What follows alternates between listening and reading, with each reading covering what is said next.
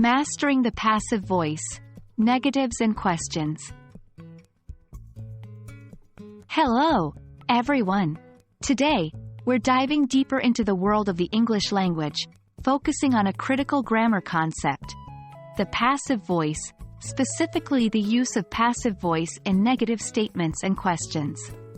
The ability to grasp and use the passive voice effectively can elevate your English language skills to the next level.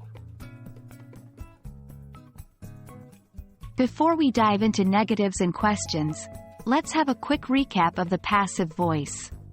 In passive sentences, the focus is on the action and not who is performing the action.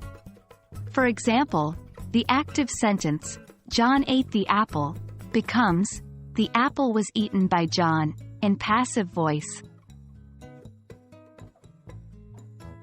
Now, let's delve into forming negative statements in the passive voice.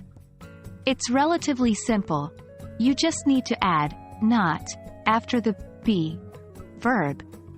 For example, the sentence, "The apple was eaten by John," becomes, "The apple was not eaten by John," in the negative form. Forming questions in the passive voice follows a similar pattern to other questions in English, with the verb usually coming before the subject.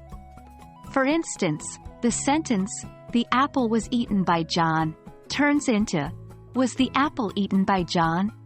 when in question form. Sometimes, it's easy to get confused and make mistakes when using the passive voice, especially in negative statements and questions. One common mistake is forgetting to include the be verb, leading to sentences like, "The apple not eaten by John," which is incorrect. Always remember to include the be verb in the correct tense. The apple was not eaten by John. In order to master the passive voice in negatives and questions, consistent practice is key. Some excellent resources for practice include grammar textbooks. They often have dedicated sections on passive voice, with exercises to practice. Online exercises and quizzes. Many websites provide interactive quizzes on passive voice, allowing you to receive immediate feedback. Writing practice. Try rewriting active sentences in passive voice, and vice versa.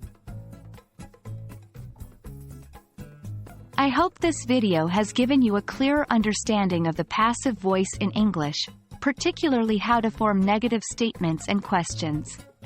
Remember, practice makes perfect, so use the resources we discussed to keep honing your skills. Until next time, happy learning!